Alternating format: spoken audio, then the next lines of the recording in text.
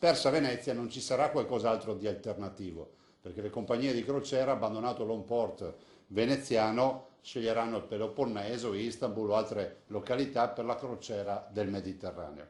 Davanti alla Commissione Trasporti della Camera dei Deputati, dove è stato ascoltato assieme ai sindaci di Venezia e di Chioggia, Luigi Brugnaro e Alessandro Ferro, il presidente della regione Luca Zaia lo dice senza giri di parole. Persa Venezia, in Italia non ci sarà alternativa per un settore, la croceristica, che coinvolge 1.800.000 persone, fattura 160 milioni di euro e conta 4.000 addetti. Ma le grandi navi in bacino San Marco e la Giudecca non ci possono e non ci devono più passare. Se da un lato è grave essere fermi ancora al decreto Clini-Passera del lontano 2012, ha detto Zaia, dall'altro c'è una pietra miliare, il comitatone del 7 novembre 2017, l'unica sede ufficiale per prendere decisioni, convocato dall'allora ministro Graziano Del Rio. E in quel comitatone si decise che la soluzione sarebbe stata quella di trovare un'altra viabilità acquea, quindi non più canale della Giudecca e bacino San Marco, ma di percorrere una viabilità acquea che c'è già, che è interessata da grandi navi, non sono quelle croceristiche ma sono le petroliere,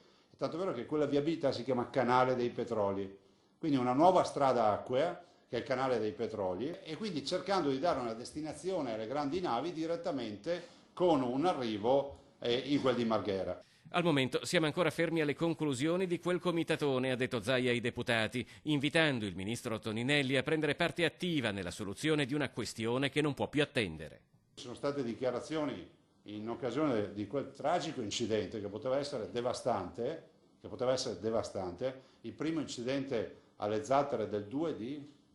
giugno, grazie. In quell'occasione ci furono dichiarazioni anche da parte del ministro che disse: ho la soluzione pronta. Siamo il 2 di agosto, domani è il primo, il 2 di agosto, io spero che comunque una soluzione arrivi,